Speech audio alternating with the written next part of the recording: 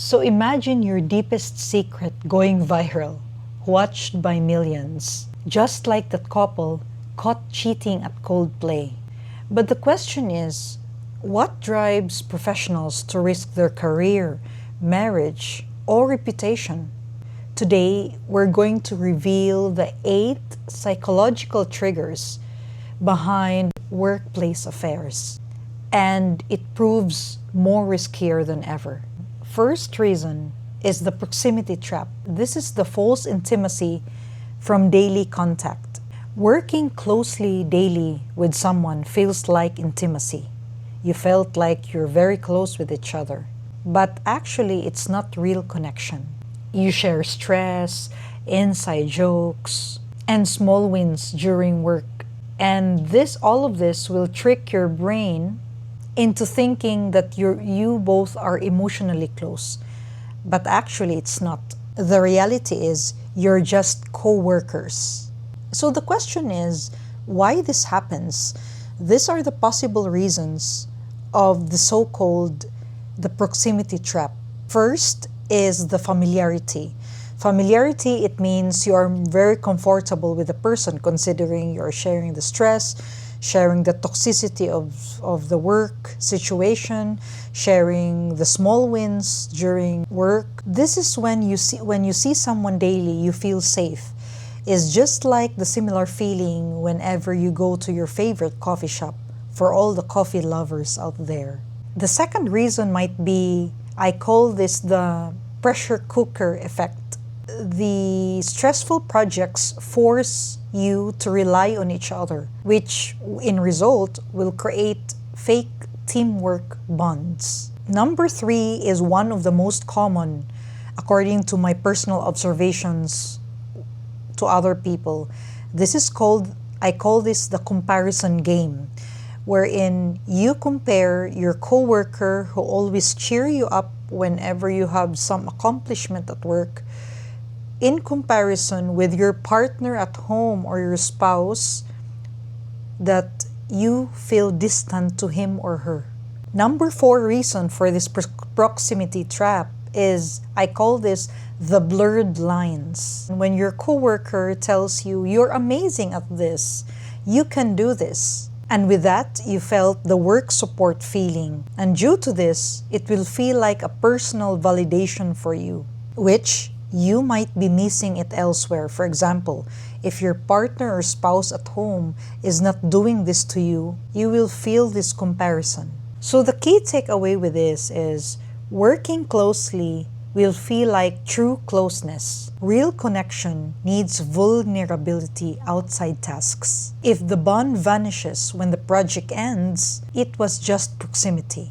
Number 2 psychological trigger is the shared stress bonding. This is the so-called war buddy, or you're emotional dependent on that coworker of yours. Imagine you and your coworker are constantly under intense pressure, crazy deadlines, a toxic boss, or a high-stakes project. And because of this, you rely heavily on each other to survive the daily toxic work tasks. And then you vent, support, and understand each other's struggles like no one else.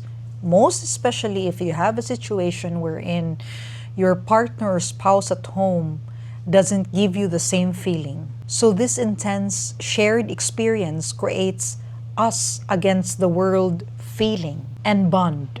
So the question for this number 2 psychological trigger is why this leads to affairs. First reason might be the stress glue. High stress release hormones such as cortisol and adrenaline. So if you are sharing this toxic work state with someone, it can create a biological sense of emotional dependency and closeness. So it's a feeling wherein you literally went through hard times together. Number 2 is the emotional void feeling. If you feel neglected, misunderstood, or disconnected at home, this intense workplace bond fills that void dramatically. So that coworker becomes your primary source of validation and comfort. Number 3 is the accidental intimacy. Constant vulnerability, such as sharing fears, frustrations, hopes about work, can create deep emotional intimacy very quickly. There are some situations wherein this can create or this can lead to romantic feelings because your brain struggles to separate between work and your own reality. Your brain tells you, this person, this coworker of mine, understands my pain more than my spouse at home, more than my partner at home. And with that, maybe your brain will tell you, this person might be my soulmate. Number 4 reason is the war buddy trap. You mistake the intense bonding caused by shared adversity for genuine romantic love or deep compatibility. So when you depend on someone, you will feel like it's love. But the truth is, it's often rooted in the stressful context, not the true long-term partnership potential. So in simpler terms, extreme workplace stress plus relying heavily on one coworker plus feeling disconnected at home is equals to a dangerously intense emotional bond. So this war buddy closeness can easily be mistaken for romantic feelings, love, which will lead to an affair, even if neither of the two people planned it. So actually, it's the situation, not necessarily true compatibility, creating the spark. So the key takeaway with this, be aware of these intense stress bonds. If you find yourself sharing everything with a coworker, most especially in stressful work situations or during a crisis, please step back. You have to protect your relationship,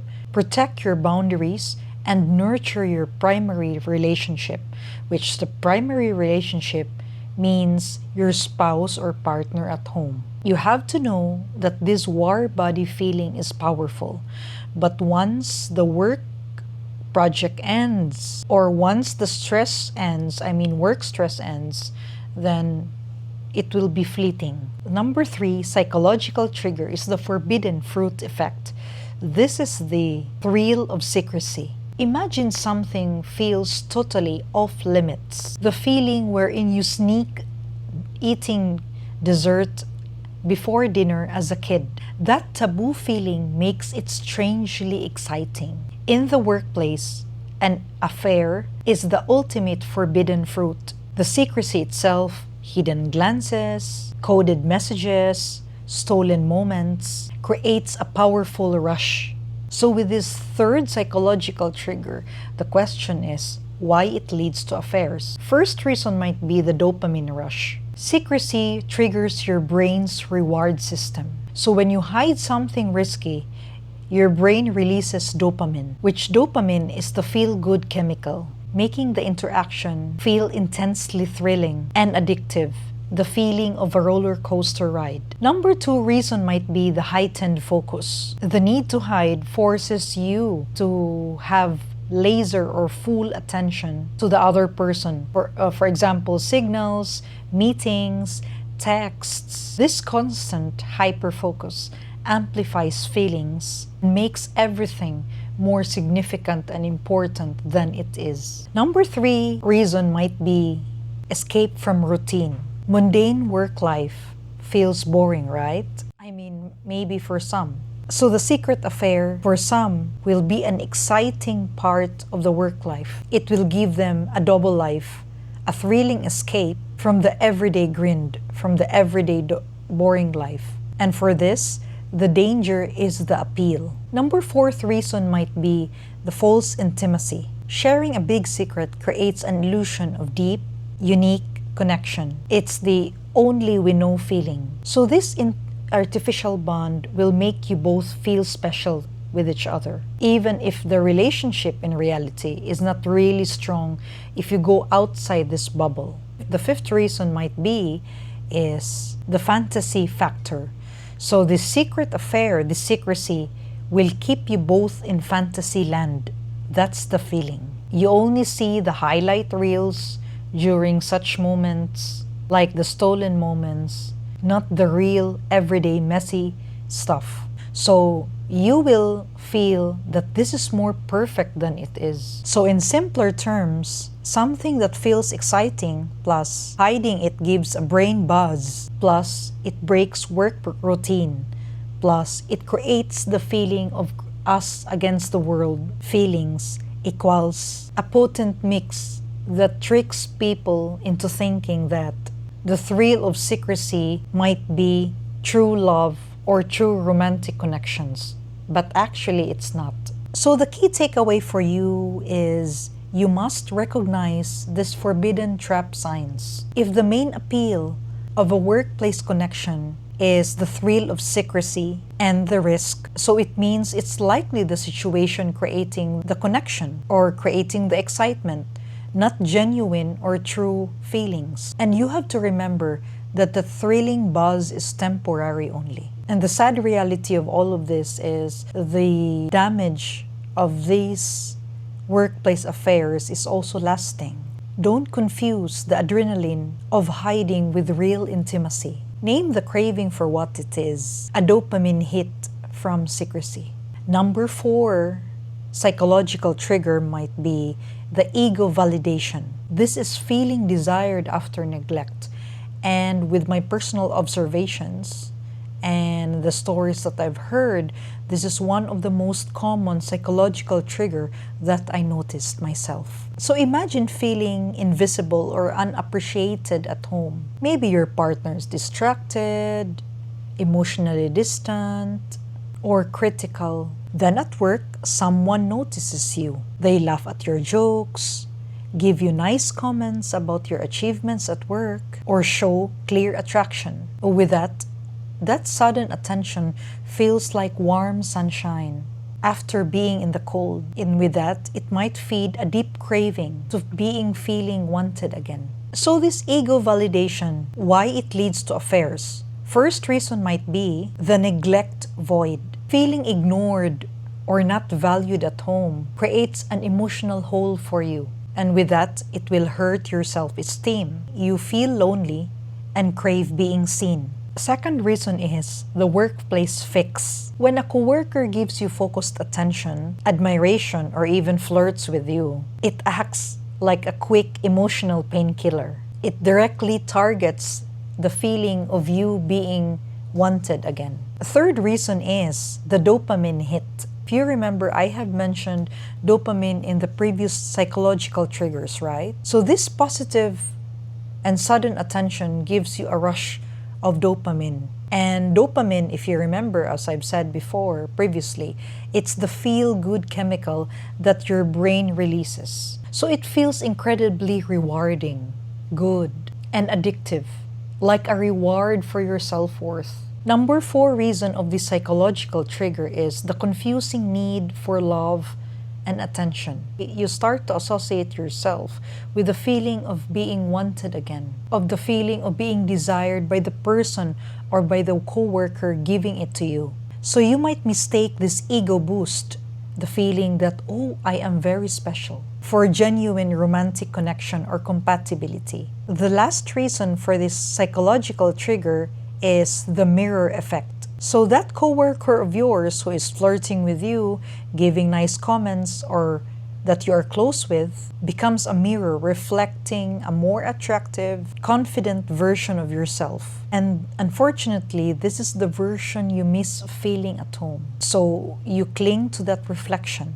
So in simpler terms, feeling neglected or unwanted at home, plus craving to feel desirable, plus a coworker gives you intense focus or attention or attraction is equals to powerful ego boost, which is sometimes mistakenly reflected as romantic feelings or love feelings. So with this, it's less actually about that person and more about how you feel special, how you feel wanted, how that coworker is giving you attention.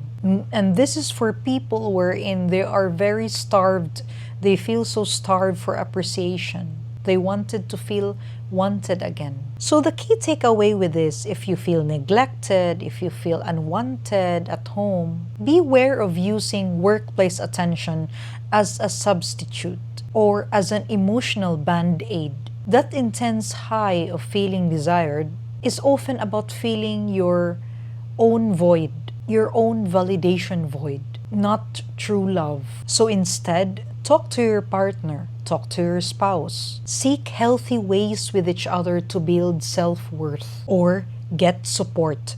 Go to a marriage counselor. Don't confuse an ego boost with a real relationship foundation. It rarely lasts, you know that, and the fallout is devastating. The fifth psychological trigger is power dynamics. This is actually a boss or subordinate exploitation. So imagine a game of chess where one player controls the board game.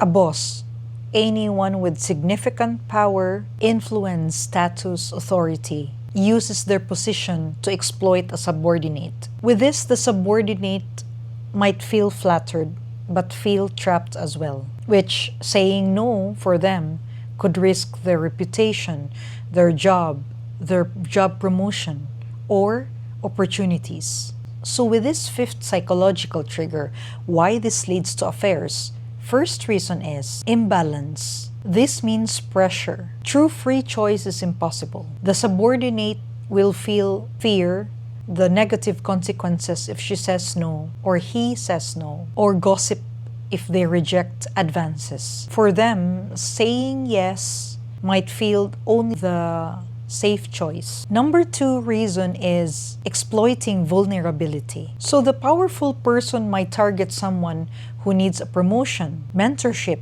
or job security. This type of people offer special treatment in exchange for intimacy. Number three is power for the boss. Controlling someone can create a heady rush for the powerful person, and with that, it boosts their ego and sense of dominance, not genuine connection. It's all about control in the end. Number four reason is confusion and trapped feelings. And this is for the subordinate. So this subordinate might mistake fear of saying no for gratitude. Subordinates, this type of people might mistake fear of saying no or gratitude for not being punished, for attraction or affection. So with this, the power imbalance clouds their judgment. Last reason is the illusion of choice. The subordinate might feel they have consented, but the underlying threat, either real or perceived, makes it coercive. So it's not really a relationship between equals. So in simpler terms, huge power gap plus fear of consequences plus exploited needs equals a dangerous relationship built on pressure, not mutual desire. So it's less a romance, more on abuse of authority. So with this, regarding the couple caught cheating at Coldplay, it's between an HR president or HR manager and a CEO. So what do you think? Is this one of the psychological trigger I mentioned happening with them or not? Please share your comments below. Okay, so back to the conversation. The key takeaway with this is a serious exploitation, not a simple affair. If you hold power, never pursue subordinates. It's unethical and often illegal. So for the subordinates, if you feel pressured by someone powerful, you have to remember that it's not your fault, and you have to document interactions or seek HR or a trusted person at work immediately. True affection respects equality and safety. Power plays are just manipulation. So the number 6 psychological trigger is escapism. These are the people who do workplace affairs to be able to escape from the work challenges, or let's say marriage problems, the real problems at home. Life feels overwhelming. Most probably daily arguments at home with your spouse, crushing boredom at work, or both. So instead of facing these tough issues and solving them, your mind seeks an easy escape. So for you, a connection with an affair with a coworker becomes a mental vacation. So you focus on the exciting what if to avoid real problems. Frankly speaking, this sixth psychological trigger is often or mostly of what I observe also in people doing this. They want to escape from their own real problems, their real reality. They don't want to solve it, but instead they wanted to add more problems by having workplace affairs. So the question is why it leads to affairs. The first reason is the avoidance trap. Dealing with real problems like marriage issues, job dissatisfaction is hard and scary for them. So fantasizing about a coworker offers a tempting, easier mental escape. Number two reason might be work becomes the main stage. For these hardworking people, you spend so much time at work. I mean, for you, it's easy to project the need for excitement or emotional rescue onto an available coworker. They become the star of your escape movie. Number third reason is fantasy versus reality. The affair then becomes easier for you because it's all in your head or in secret moments. So you imagine the perfect version of your relationship, ignoring real-life complications such as hurting your family, hurting your job, risking your reputation. Number fourth reason for this psychological trigger is the dopamine distraction. Focusing on the thrill of the new connection gives a quick dopamine hit. And you know that dopamine is the feel-good chemical released by the brain, which temporarily masking the pain that you really have in your own reality. It's like an emotional pain relief. The fifth reason for the psychological trigger is double avoidance. It lets you avoid problems both at home and at work. This is by emotionally checking out yourself from all of these challenges and problems. So in simpler terms, you're overwhelmed by your home and work problems plus craving on an easy mental escape plus coworker becomes the focus of your fantasy equals using an affair as the mental health bubble to be able for you to avoid real life. It's not about true love. You have to understand that. It's about dodging discomfort. So the key takeaway for this, if you're fantasizing about a coworker, ask yourself, am I using this? Am I doing this to avoid something painful in my real life? Escapism, which is the psychological trigger, are temporary patches that often makes the original problems worse because you are not solving your original problems, but you're adding it. Instead, face the real issues head on. Like talk to your partner, change jobs, talk to a counselor, instead of jumping into a fantasy, a dangerous fantasy that will destroy everything you have. True solutions require dealing with reality, with your real problems, not running away from it. Number seventh emotional trigger is emotional neglect payback. This is when you say, my partner doesn't understand me. My spouse will never understand me. So you feel chronically unheard, dismissed, or emotionally abandoned by your partner or spouse at home. And because of that, resentment builds. Then a coworker listens deeply to you, gives you full attention, gets your passion, shows genuine interest in you and your problems and in your thoughts. So this contrast feels like a lifeline for you. And secretly pursuing it feels like a deserved payback for the neglect that you've endured in your real life or the neglect that you have felt from your partner or spouse at home. So this psychological trigger, why this leads to affairs? First reason is the resentment engine.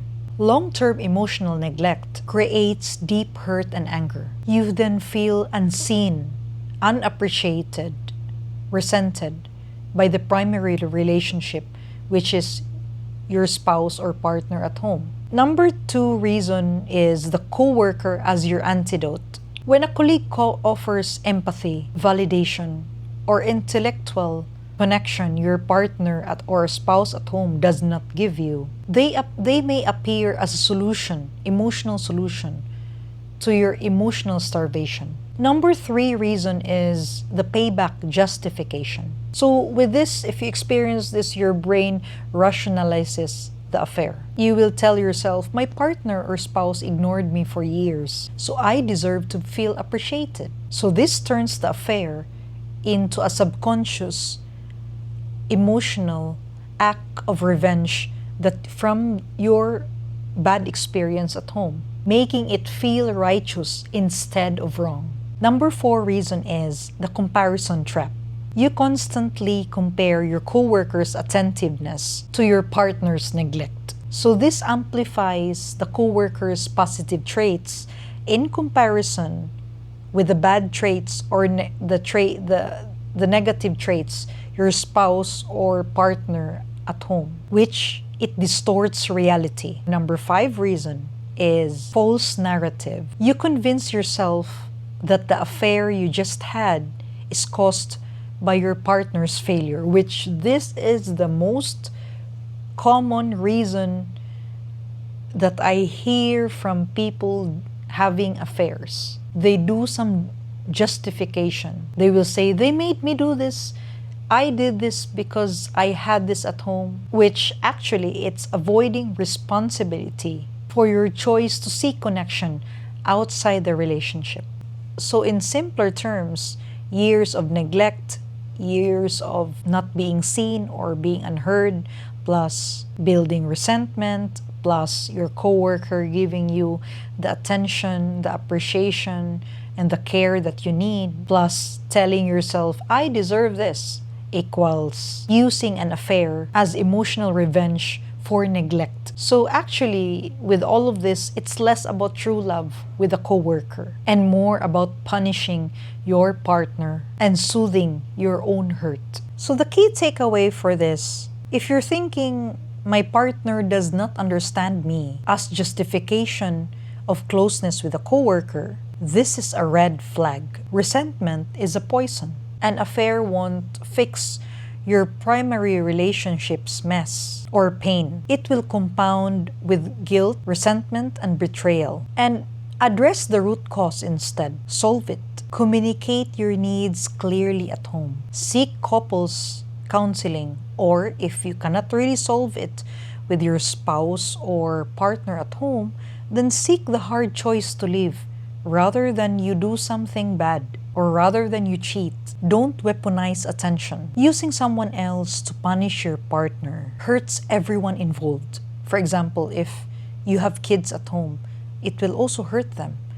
And also at the same time, it will also hurt your mother, your parents-in-law, everyone involved. And most especially, it will also hurt you. True healing requires honesty, not payback.